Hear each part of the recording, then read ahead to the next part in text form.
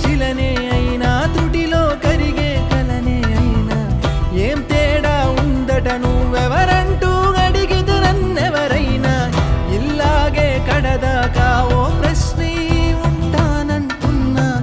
ఏదో ఒక బదులైనను చెరబొద్దని